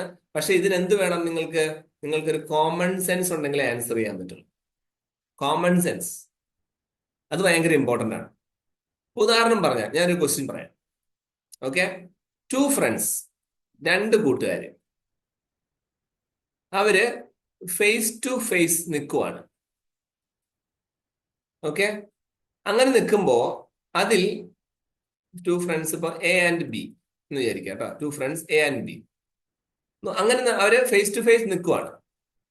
അപ്പൊ അവര് നോക്കുമ്പോ എന്താന്ന് വെച്ചാല് സമയം, അവരുടെ വാച്ചിൽ നോക്കിയപ്പം ടൈം നോക്കിയപ്പം വൈകിട്ട് 5 PM. ഓക്കെ, പിന്നെ വേറൊരു കാര്യം കൂടെ പറയുന്നുണ്ട്, shadow of B on his left side എന്ന്. അപ്പം ഷാഡോ ഓഫ് ബി എന്ന് പറയുക, എയും ബിയും 2 പേരാണല്ലോ. ആ എയും ബിയും 2 പേരാണ്. 2 പേര് ഇങ്ങനെ നിൽക്കുന്ന സമയത്ത്, അവര് ഫേസ് ടു ഫേസ്, അങ്ങോട്ടും ഇങ്ങോട്ടും മുഖാമുഖം നിൽക്കുന്ന സമയത്ത് അവർക്ക് അവർ സമയം നോക്കിയപ്പം 5 മണിയായി വൈകിട്ടെന്ന് മനസ്സിലായി. വേറൊരു കാര്യം കൂടെ മനസ്സിലായി, ബി എന്ന് പറയുന്ന ആളുടെ ലെഫ്റ്റ് സൈഡിലാണ് ഷാഡോ, നിഴല് വീണിട്ടുള്ളത്. അങ്ങനെയാണെങ്കിൽ എ ഫേസിങ് ടുവേർഡ്സ്, എങ്ങോട്ടാണ് എ ഫേസ് ചെയ്യുക? Option A north, option 2 south, option 3 east, option 4 west. നല്ല ക്വസ്റ്റ്യൻ അല്ലേ? അപ്പൊ ഇത് നമ്മൾ ഇത്ര നേരം ഡിസ്കസ് ചെയ്ത ചോദ്യങ്ങളായിട്ട് നിങ്ങൾ കമ്പയർ ചെയ്ത് നോക്കിയേ. ഇത്ര നേരം ഡിസ്കസ് ചെയ്ത ചോദ്യത്തില് ആദ്യം ജനറൽ അവയർനെസ് വായിച്ചു പഠിച്ചാൽ മതിയായിരുന്നു, മാത്സ് ചെയ്ത് പഠിച്ചാൽ മതി. പക്ഷെ റീസണിങ് എങ്ങനെയാണ്? കോമൺ സെൻസ് പഠിക്കണം. അത് ചിലർക്കുണ്ട്, ചിലർക്കില്ല. അപ്പം ഇല്ലാത്തവരത് ബിൽഡ് ചെയ്യണം. That's A main important highlight. Okay, അപ്പൊ നമ്മൾ നോക്കുമ്പോ ഞാനിത് സോൾവ് ചെയ്യാൻ നോക്കുകയാണ്. അപ്പൊ ഞാൻ ഇവിടെ എന്താ ഒരാളെ ഇങ്ങനെ വിചാരിച്ചു. ഓക്കെ, അപ്പൊ അയാൾ ഇതാ താവോട്ട് നോക്കുന്നു. അയാളെ നോക്കി വേറൊരാൾ നിൽക്കുന്നു. ഇത് ഒരാളുടെ തലയാണ് കേട്ടോ. രണ്ട് ചെവി, ഈ കൂർത്തിരിക്കണ മൂക്കാണ്, മൂക്ക് കണ്ടോ, ഫേസ് ടു ഫേസ്. അപ്പൊ അതെങ്ങനെയാ നമ്മൾ മനസ്സിലാക്കിയേ? നമ്മള് ടോപ്പ് വ്യൂവിൽ നോക്കി. ഇപ്പൊ എന്റെ തലയുടെ മുകളിൽ നിന്ന് ഒരാൾ നോക്കുവാണെങ്കിൽ തല നമുക്ക് ഇങ്ങനെ ഇമാജിൻ ചെയ്തൂടെ? നിങ്ങൾ ആലോചിച്ച് നോക്കിയേ, നിങ്ങളിത് ഇമാജിൻ ചെയ്യുക. അപ്പം മെന്റൽ എബിലിറ്റി അല്ലെങ്കിൽ റീസണിങ് ഒരു ക്വസ്റ്റ്യൻ സോൾവ് ചെയ്യാൻ ഏറ്റവും എളുപ്പം എന്താ? നിങ്ങൾ ഇമാജിൻ ചെയ്താൽ മതി. അപ്പൊ ഞാനിപ്പോ ഈ പടം വരച്ചു. ഈ പടത്തിൽ ഞാൻ ഇങ്ങനെ ഒരാളെ വരച്ചു. ആ വരച്ച ഇയാളുടെ തലയാണെന്ന് ഞാൻ പറഞ്ഞു. ആ തലയുടെ ഇവിടെ ചെവിയുണ്ട്, ഇവിടെ മൂക്കുണ്ട്. അതുപോലെ മറ്റൊരാളെ ഞാൻ താഴെ വരച്ചു. അയാൾക്ക് രണ്ട് ചെവിയുണ്ട്, അയാൾക്ക് ഒരു മൂക്കുണ്ട്. ഇമാജിൻ ചെയ്യാം. ഓക്കെ, ഇനി അടുത്തത്. അപ്പൊ രണ്ട് പേര് എ ആൻഡ് ബി. അപ്പൊ ഇതെന്താ? ഇത് എ ആവാൻ ചാൻസ് ഉണ്ട്, ഇതും ബി ആവാം, തിരിച്ചും പറ്റും. ഓക്കെ, വേറൊരു പടം വരച്ചാലോ? ഇത് ഇങ്ങനെ വരച്ചു, രണ്ടുപേര്, രണ്ട് ചെവി മൂക്ക്. ഓക്കെ, രണ്ട് ചെവി മൂക്ക്. അപ്പൊ ഇവിടെ എയും ബിയും ആണെങ്കിൽ രണ്ടാമത്തേതിൽ ഇവിടെ ബിയും ഇവിടെ എയും വരാമല്ലോ, അങ്ങനെ വരാം. Anyway face to face. ഇനി എന്താ പറഞ്ഞേക്കണേ? സമയം 5 മണി, ദാറ്റ് ഈസ് ഈവനിങ്. ബിയുടെ ഷാഡോ ലെഫ്റ്റ് സൈഡിൽ നിന്നാണ്. അപ്പം ഷാഡോ എന്ന് പറഞ്ഞാൽ നിഴലാണ്. നിഴല് വരണമെങ്കിൽ എന്ത് വരണം? സൂര്യനുമായിട്ട് അല്ലെങ്കിൽ സൂര്യന്റെ പൊസിഷനുമായിട്ട് ബന്ധമുണ്ട്, എന്നാലേ നിഴല് മാറുള്ളൂ. അപ്പം 12 മണിയാണ് സമയം പറയുന്നെങ്കിൽ എ എന്ന് പറയുന്ന ആളുടെ നിഴല് അയാളുടെ കാലിന്റെ അടിയിലായിരിക്കും. കാരണം എന്താ? സൂര്യൻ നേരെ തലയ്ക്ക് മോളി വരും. ഇങ്ങനെ നിങ്ങൾ ഇമാജിൻ ചെയ്യണം. അപ്പൊ ഇവിടെ എന്താ? വൈകിട്ടാണ് പറഞ്ഞേക്കുന്നത്. അപ്പൊ ഞാൻ എന്ത് ചെയ്തു? ഞാൻ ഇവിടെ സൈഡിൽ ഇതാ ഇങ്ങനെ ഒരു പ്ലസ് വരച്ചു. ആ പ്ലസിന്റെ അവിടെ എന്താ? ഞാൻ നമ്മുടെ കോർഡിയൽ ലൈൻസ് വരയ്ക്കും. അതായത് നോർത്ത്, സൗത്ത്, ഈസ്റ്റ്, വെസ്റ്റ്. ഇതാണല്ലോ സാധാരണ. അപ്പൊ വെസ്റ്റ് എന്ന് പറഞ്ഞു കഴിഞ്ഞാല് ഇങ്ങോട്ടാണെന്ന് എനിക്ക് മനസ്സിലായി, ഇവിടെ. ഓക്കെ, അപ്പം സമയം എത്രയാണ്? വൈകിട്ട് 5 PM എന്നാ. അപ്പൊ 5 PM എന്ന് പറഞ്ഞാല് ഈവനിങ് ആണ്. ഈവനിങ് എന്ന് പറഞ്ഞാൽ വൈകിട്ട് സന്ധ്യയാണ്. സന്ധ്യ എന്ന് പറഞ്ഞാല് സൂര്യൻ സന്ധ്യാസമയത്ത് വെസ്റ്റ് ഡയറക്ഷനിലായിരിക്കും. അപ്പൊ സൂര്യൻ എവിടെയാണ്? അങ്ങനെ ഇമാജിൻ ചെയ്തു അല്ലെ? സൂര്യൻ കിഴക്ക് ഉദിച്ച് പടിഞ്ഞാറ് അസ്തമിക്കുകയാണ്. സോ വെസ്റ്റ് ഡയറക്ഷനിൽ അവിടെ എവിടെയോ സൂര്യനുണ്ട്. ആ സൂര്യൻ അവിടെ നിൽക്കുവാണ്. അവിടെ നിന്ന് സൂര്യന്റെ സൂര്യപ്രകാശം ഇങ്ങനെ വരും. ഓക്കെ, ആ സൂര്യപ്രകാശം വന്ന് ബിയുടെ ദാ ഇവിടെ വന്ന് തട്ടി. അപ്പം ബിയുടെ അവിടെ വന്ന് തട്ടിക്കഴിഞ്ഞാൽ ബിയുടെ ഷാഡോ ഇവിടെ ആവില്ല. ഓക്കെ, ഇനി ഇതാണ് ഒരു പടം. രണ്ടാമത്തെ പടത്തിൽ നമ്മൾ ബിനെ താഴെയാണ് വെച്ചേക്കുന്നത്. അപ്പൊ അവിടെ സൂര്യപ്രകാശം വന്ന് തട്ടിക്കഴിഞ്ഞാൽ ബിയുടെ ഷാഡോ എവിടെ വരിക? ഇവിടെയാ വരിക. ഓക്കെ, അപ്പൊ നമുക്കൊരു കാര്യം മനസ്സിലായി. ഇത്രയും പോയിന്റ്സിൽ നിന്ന് എയും ബിയും ഉണ്ട്, രണ്ട് ഫ്രണ്ട്സ് ആണ്. അവര് ഫേസ് ടു ഫേസ് നിൽക്കുവാണ്. സമയം 5 മണി വൈകിട്ടായി. Shadow of B on the left side എന്നാണ്. അപ്പൊ ഞാന് ആദ്യത്തെ കേസ് ഇവിടെയാണ് ഫസ്റ്റ് കേസ്, ഇത് സെക്കൻഡ് കേസ്. ഫസ്റ്റ് കേസ് നോക്കാം. ഫസ്റ്റ് കേസ് ഞാൻ എടുക്കുമ്പോ ഇവിടെ ബി എന്ന് പറയുന്നുണ്ട്, ഇതല്ലേ ബി. ബി ഇവിടുന്ന് ദാ മുകളിലോട്ട് നോക്കുമല്ലേ? മുകളിലോട്ട് നോക്കുമ്പോൾ ബിയുടെ റൈറ്റ് സൈഡ് ആണ് ഇത്, ഇത് ലെഫ്റ്റ് സൈഡാണ്. ഓക്കെ, അപ്പൊ റൈറ്റ് സൈഡിലാണ് ഷാഡോ വന്നിരിക്കുന്നത്. നമുക്ക് തന്നിരിക്കുന്ന ക്വസ്റ്റ്യൻ എന്താണ്? ബിയുടെ ഷാഡോ ലെഫ്റ്റ് സൈഡിൽ എന്നാണ് പറഞ്ഞേക്കുന്നത്. അപ്പൊ ലെഫ്റ്റ് സൈഡിലാണ് ബിയുടെ ഷാഡോ എങ്കിൽ ഫസ്റ്റ് കേസ് ഒരിക്കലും വരില്ല, ഇതല്ല. അപ്പൊ നമുക്ക് മനസ്സിലായി സെക്കൻഡ് കേസ് ആണ് കറക്റ്റ്. കാരണം എന്താ? സൂര്യപ്രകാശം വന്ന് അടിച്ചു. അപ്പൊ ദാ ബി മോളിൽ നിന്ന് ഇങ്ങോട്ട് നോക്കുമല്ലേ? മോളിൽ നിന്ന് ഇങ്ങോട്ട് നോക്കുന്ന ബിയുടെ റൈറ്റ് സൈഡ് ഇതാണ്, ലെഫ്റ്റ് സൈഡ് ഇതാണ്. ലെഫ്റ്റ് സൈഡിൽ ഷാഡോ വന്നിട്ടുണ്ട്, കറക്റ്റ് ആണ്. ഇനി എന്താ ക്വസ്റ്റ്യൻ? എ ഫേസിങ് ടുവേർഡ്സ് എങ്ങോട്ടാന്ന് ചോദിച്ചേക്കണം. അപ്പൊ എ ദാ താഴെയാണ്. എയുടെ മൂക്ക് എങ്ങോട്ടാണ്? ദാ മുകളിലോട്ട്, ഈ ഡയറക്ഷനാണ്. ആ ഡയറക്ഷൻ ഏതാണ്? ആ ഡയറക്ഷൻ ദാ നോർത്ത് ആണ്. So the answer is option 1. Okay, so വളരെ ബ്യൂട്ടിഫുൾ ആയിട്ടുള്ള ഒരു ക്വസ്റ്റ്യൻ ആണ്. ഓക്കെ, നിങ്ങൾക്ക് എത്ര പേർക്ക് അത് ഓടിയെന്ന് എനിക്ക് അറിഞ്ഞുകൂടാ. ഞാൻ ചോദിക്കാം വൺ ബൈ വൺ. അനന്യ, ഈ ക്വസ്റ്റ്യൻ മനസ്സിലായോ?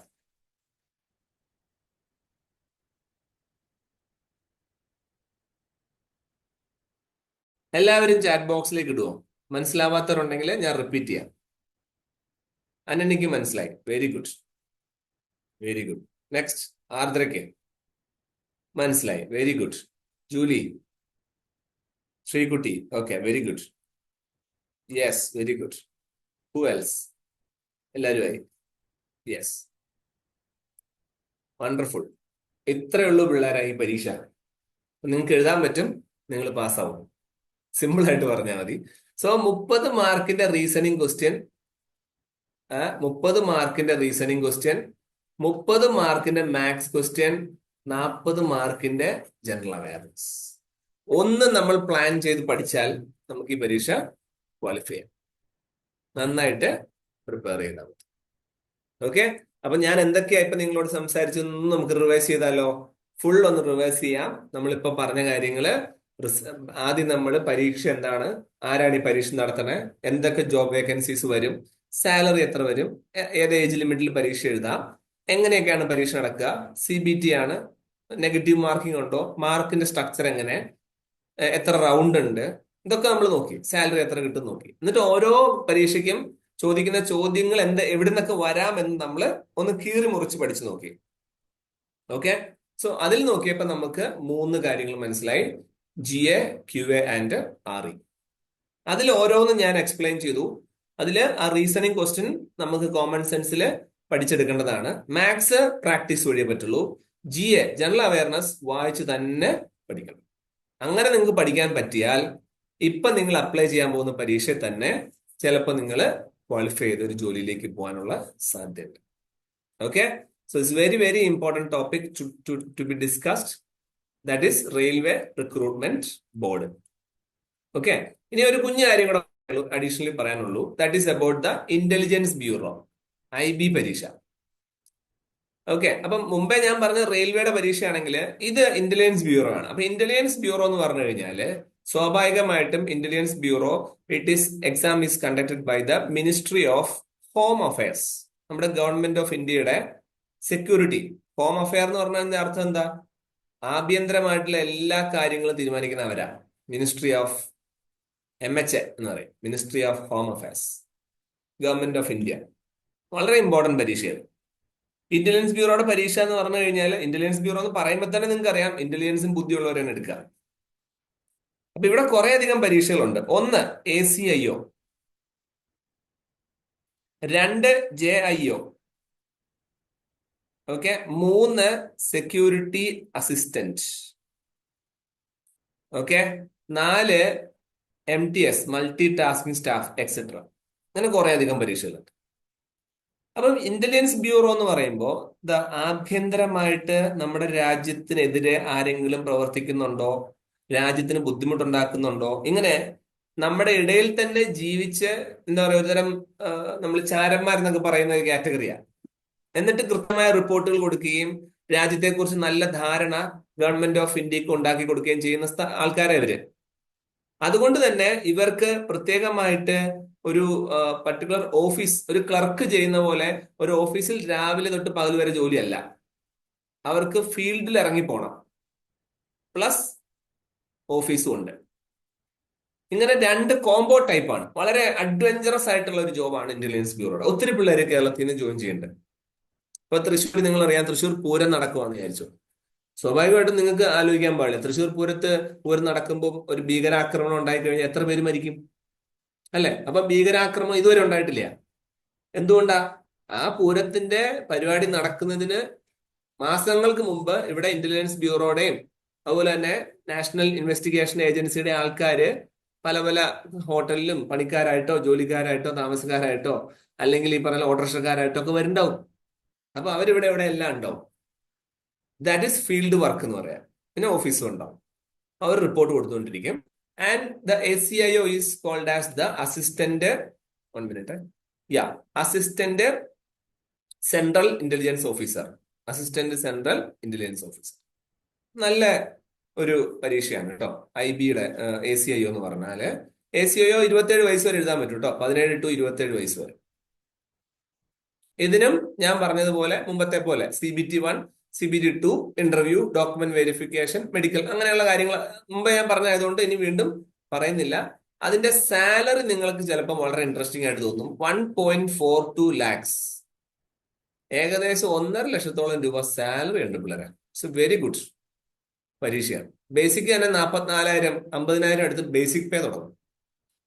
Okay, so it's very important question, very important ആണ്. പക്ഷെ ഇത് നിങ്ങൾക്ക് ഇപ്പൊ എഴുതാൻ പറ്റില്ല, ഇതിന് ഡിഗ്രി ലെവലാണ്. പ്ലസ് ടു വെച്ചിട്ട് പറ്റില്ല. ഡിഗ്രി ലെവൽ നിങ്ങൾ ക്വാളിഫൈ ചെയ്താൽ ഉടനെ എഴുതാൻ പറ്റുന്ന പരീക്ഷയാണ്. ഓക്കെ, അടുത്തത് GIO അല്ലെങ്കിൽ junior intelligence officer, security assistant, ഇങ്ങനത്തെ പരീക്ഷകൾ, മൾട്ടി ടാസ്കിംഗ് സ്റ്റാഫ്. ഇത് നമുക്ക് എഴുതാൻ പറ്റും. അതിനെന്ത് മതി? 10th പാസ് മതി, 10ാം ക്ലാസ് പാസ്സായാൽ മതി. അതിപ്പോ നമ്മൾ ഓൾറെഡി പാസ്സായിട്ടുണ്ട്. അപ്പം ചോദിക്കും ഇതിന് സാലറി എത്രയാണ്? ഇതിന് 70,000 രൂപയുണ്ട്. അപ്പൊ അത് കൊള്ളാം, 70,000 രൂപ നല്ല പാക്കേജാ. 10ാം ക്ലാസ് പാസ്സായിട്ട് ഇത്രയും സാലറി കിട്ടുന്ന വേറെ ജോലിയുള്ള ഇല്ല, ക്ലാസ് 1. ഓക്കെ, അപ്പം സെക്യൂരിറ്റി അസിസ്റ്റന്റ് ആയിട്ട് നിങ്ങൾ പോവുകയാണെങ്കിൽ 70,000, മൾട്ടി ടാസ്കിംഗ് സ്റ്റാഫ് ആയിട്ട് പോയാൽ 60,000. നല്ല പാക്കേജാണ്. അപ്പം വേറെ എന്തൊക്കെയാണ് ഇതിലും ഡീറ്റെയിൽ ആയിട്ട് പഠിക്കാനുള്ള? ഞാൻ മുമ്പേ പറഞ്ഞതിൽ നിന്ന് ഒരു വ്യത്യാസവും ഇല്ല. സബ്ജക്റ്റ്, പഠിക്കാനുള്ള സബ്ജക്റ്റുകൾ മുമ്പേ ഞാൻ എക്സ്പ്ലെയിൻ ചെയ്ത അത് തന്നെ പഠിച്ചാൽ മതി. General awareness, reasoning, quantitative aptitude maths, പിന്നെ ഇംഗ്ലീഷ്. ഇംഗ്ലീഷ് മുമ്പേ പറഞ്ഞതിലില്ല. ഓക്കെ, അഡീഷണൽ ആയിട്ട് ഒന്നാണ്. അത് മാത്രം ഒന്ന് പ്രിപ്പയർ ചെയ്യണം. അപ്പൊ ശരിക്കും പറഞ്ഞാൽ ഇതിന്റെ സിലബസ് നിങ്ങൾ നോക്കിയാൽ ഒന്നുകൂടെ ഇവര് സ്പ്ലിറ്റ് ചെയ്തിട്ടുണ്ട്. റീസണിങ് ആൻഡ് QA ഇത് ഒരുമിച്ചാ. റീസണിങ് ആൻഡ് QA ഒരുമിച്ചാണ് ചോദിക്കുക. 20 question, 20 question. General awareness 20 question, English 20 question. എന്നിട്ട് കറണ്ട് അഫെയർ എന്ന് പറഞ്ഞു വേറെ ഒരു 20 ക്വസ്റ്റ്യൻ. പിന്നെ നമ്മുടെ ഹിസ്റ്ററി, ജോഗ്രഫി അങ്ങനെ പറഞ്ഞില്ലേ, ജനറൽ സ്റ്റഡീസ് എന്ന് അതിന് പറയാ, അത് 20. അങ്ങനെ 100. അതായത് ശരിക്കും പറഞ്ഞാൽ ഞാൻ മുമ്പേ നിങ്ങളോട് പറഞ്ഞ റെയിൽവേയുടെ പരീക്ഷയുടെ അതേ സബ്ജക്ട് തന്നെയാണ് ചോദിക്കുന്നത്. ഇങ്ങനെ മുറിച്ച് മുറിച്ചാണെന്ന് മാത്രമേ ഉള്ളൂ. അതിൽ ജനറൽ അവയർനെസ്സും കറണ്ട് അഫെയറും ഈ ഫിസിക്സ്, കെമിസ്ട്രി, ബയോളജി എല്ലാം കൂടെ ഒരുമിച്ചായിരുന്നു എന്ന് മാത്രം. ഇവിടെയാണ് ഓരോന്നായിട്ട് ചോദിക്കും, അത്രയേ ഉള്ളൂ. Okay, so this is about the intelligence bureau. വളരെ നല്ല ഒരു ജോലിയാണ്. ഓക്കെ, ഈ പ്രൊമോഷനൊക്കെ ഭയങ്കര ഫാസ്റ്റ് ആയിട്ട് നടക്കുന്ന ഒരു ജോലിയാണ്. വളരെ ഇമ്പോർട്ടന്റ് ആയിട്ടാണ്. നിങ്ങൾ എപ്പോഴും ആലോചിച്ചോളുക, എല്ലാ വർഷവും 2 തവണ, ട്വൈസ്, 2 തവണ നമ്മുടെ ഇന്ത്യയിൽ ഇന്റലിജൻസ് ബ്യൂറോയുടെ എക്സാം നടക്കണ്ടേ. ഓക്കെ, സോ ഈ ഇന്റലിജൻസ് ബ്യൂറോയുടെ പരീക്ഷയെ കുറിച്ച് ഞാൻ അധികം സിലബസോ ബാക്കി കാര്യങ്ങളൊന്നും ബ്രീഫ് ചെയ്യുന്നില്ല. കാരണം എന്താ, ഞാൻ കുറച്ചു മുമ്പ് പറഞ്ഞ റെയിൽവേ റിക്രൂട്ട്മെന്റിന്റെ പരീക്ഷയുടെ അതേ സിലബസും അതേ കാര്യങ്ങളൊക്കെ തന്നെയാണ്. അപ്പം നന്നായിട്ട് നിങ്ങൾ പ്രിപ്പയർ ചെയ്യാൻ ആഗ്രഹിക്കുന്നുണ്ടെങ്കിൽ എന്റെ പേഴ്സണൽ സജഷൻ ഉണ്ട് ഇവിടെ. നിങ്ങൾ ഇപ്പോൾ തന്നെ എന്റെ ക്ലാസ് കഴിയുമ്പോൾ തന്നെ റെയിൽവേ റിക്രൂട്ട്മെന്റ് ബോർഡിന്റെ NTPC പരീക്ഷയെ കുറിച്ച് അപ്ലൈ ചെയ്യേണ്ട എങ്ങനെയാണെന്ന് അന്വേഷിക്കണം. ഓക്കെ, ആൻഡ് ഇന്റലിജൻസ് ബ്യൂറോയുടെ പരീക്ഷ എങ്ങനെയാണ് അപ്ലൈ ചെയ്യുന്നത് അന്വേഷിക്കണം. ഇതിന് രണ്ടിനും നിങ്ങൾ ഒരു പ്രിപ്പറേഷൻ പ്ലാൻ ചെയ്യുവാണെങ്കിൽ രണ്ടും ഒരുമിച്ച് നടക്കും. ഒരുമിച്ച് നമുക്ക് പരീക്ഷ എഴുതാൻ പറ്റുന്നതാണ്. എല്ലാ ഒരു 1 month ഗ്യാപ്പിൽ പരീക്ഷ നടക്കുകയും ചെയ്യും. പെട്ടെന്ന് നമ്മൾ ക്വാളിഫൈ ചെയ്യാനുള്ള സാധ്യതയും കൂടുതലാണ്. ഓക്കെ, സോ ഞാനിപ്പോ ഈ പറഞ്ഞതില് പരീക്ഷ, ഈ 2 പരീക്ഷയെ കുറിച്ച് മാത്രമേ എനിക്കിന്ന് സംസാരിക്കാനുള്ളൂ. വേറെ ഒരു കോംപ്ലിക്കേഷൻസ് ഒന്നുമില്ല. വളരെ സിമ്പിൾ ആയിട്ട് ഇത്രയും 2 പരീക്ഷയെ കുറിച്ച് മാത്രമാണ് നമുക്ക് പറയാനുള്ളത്. സോ അനന്യ, ഈ പറഞ്ഞതിൽ എന്തെങ്കിലും സംശയങ്ങളോ വല്ലോ?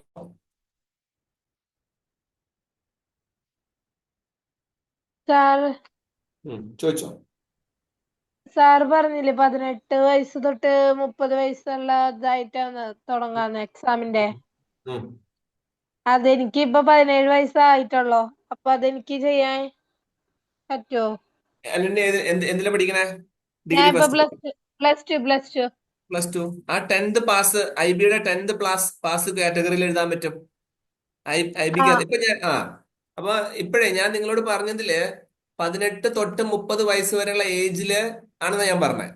അപ്പൊ ഇതിന്റെ അകത്ത് തന്നെ 10th പാസ് ആയിട്ടുള്ളത് ഇന്റലിജൻസ് ബ്യൂറോയുടെ ഒരു വേക്കൻസി വരുന്നുണ്ട്.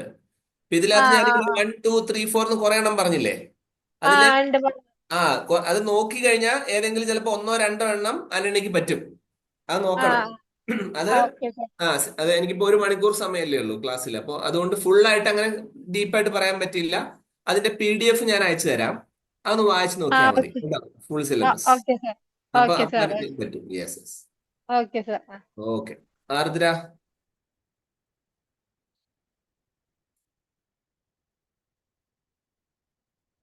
അൺമ്യൂട്ട് ചെയ്തോ. ടൈപ്പ് ചെയ്യണമെന്നില്ല, നമുക്ക് സംസാരിക്കാം. ആർദ്രയ്ക്ക് എന്തെങ്കിലും സംശയങ്ങളുണ്ടോ? ഞാൻ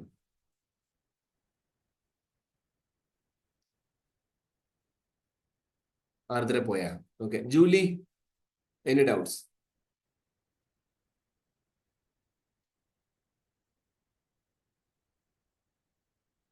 ജൂലി ഇല്ല. ശ്രീകുട്ടി, എന്തെങ്കിലും സംശയങ്ങൾ? എല്ലാരും ചാറ്റ് ബോക്സിൽ ഇട്ടിട്ടുണ്ട്. ഓക്കെ. Mic okay. ശരി ശരി. Ardra is okay, fine. Good. Sreekutty okay, fine. ജൂലിക്കോ? നോ സാർ, ഡൗട്ട്സ് ഒന്നുമില്ല. Very good. So that's all. അപ്പൊ നിങ്ങൾക്ക് കാര്യങ്ങള് വ്യക്തമായിട്ട് മനസ്സിലായിട്ടുണ്ട്. സോ ഒരേ ഒരു കാര്യം മാത്രം, എനിക്ക് ഒറ്റ ഒരു ഉദ്ദേശം മാത്രമേ ഉള്ളൂ ഈ സെമിനാർ കൊണ്ട്. നിങ്ങൾ എല്ലാവരും പരീക്ഷ എഴുതുക. And what we need is, V need A permanent job. ഉണ്ടാവും. വളരെ ഭയങ്കര ഇമ്പോർട്ടന്റ് ആട്ടോ, ഞാൻ സീരിയസ് ആയിട്ട് പറയാണ്. ആർദ്ര ചോദിച്ചോ doubt? We need a secure job, finance stability.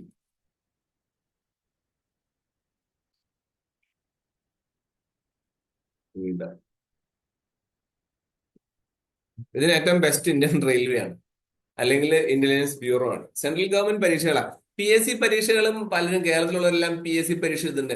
വ്യക്തിപരമായിട്ട് എനിക്ക് അതിനോട് യോജിപ്പില്ല. കാരണം അറിയാം, PSC പരീക്ഷ നിങ്ങൾക്ക് 36 വയസ്സ് വരെ എഴുതാം.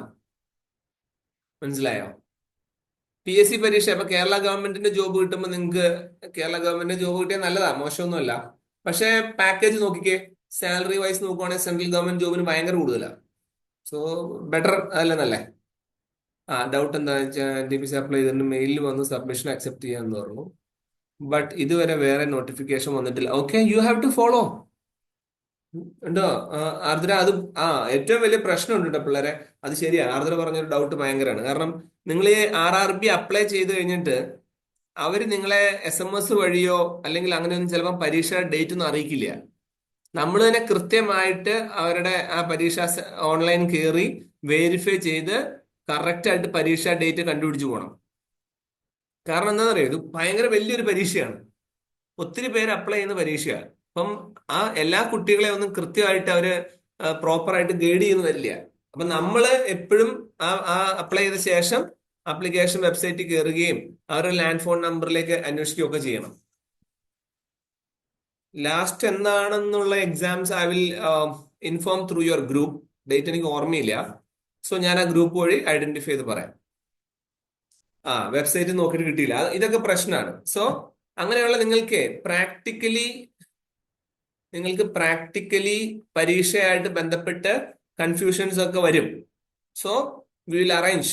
ഞാൻ ഒരു കോർഡിനേറ്ററോട് പറഞ്ഞിട്ടുണ്ട്. സോ നിങ്ങളുടെ ഗ്രൂപ്പില് കോർഡിനേറ്റർ ഉണ്ട്. ആ കോർഡിനേറ്റർ നിങ്ങളുടെ പ്രാക്ടിക്കൽ എങ്ങനെ അപ്ലൈ ചെയ്യുക, ഏത് വെബ്സൈറ്റാ വരിക, എന്താ പ്രശ്നം ഉണ്ടാവുക, ഇതൊക്കെ ഹെൽപ്പ് ചെയ്ത് തരും. നിങ്ങൾ ആ കോർഡിനേറ്ററെ ഒന്ന് കോൺടാക്ട് ചെയ്താൽ മതി കേട്ടോ Ardra. Okay, you can contact the admin. അഡ്മിനെ കോൺടാക്ട് ചെയ്തു, എന്താണെങ്കിലും പ്രശ്നമില്ല. ഓക്കെ. സോ വേറെ സംശയങ്ങളൊന്നും ആർക്കും ഇല്ലല്ലോ? ക്ലിയർ അല്ലേ? So then we can leave the session. I'm winding up now. എല്ലാവരും നല്ലതായിട്ട് കോപ്പറേറ്റ് ചെയ്തു. It's a very good group. നന്നായിട്ടുണ്ട്. So thank you so much for being with me and spending your time. നമ്മുടെ discussion നിങ്ങൾക്ക് ഗുണമായെന്ന് വിചാരിക്കുന്നു. So thank you so much everybody. See you somewhere. എന്തെങ്കിലും കാണാം. എന്ത് സംശയം ഉണ്ടെങ്കിൽ യു ക്യാൻ ആസ്ക് മീ. നിങ്ങളുടെ ഗ്രൂപ്പിൽ അഡ്മിൻ ഉണ്ട്, അഡ്മിൻ എടുത്ത് കോൺടാക്ട് ചെയ്താലും മതി. Okay. So thank U. Good night. Bye bye.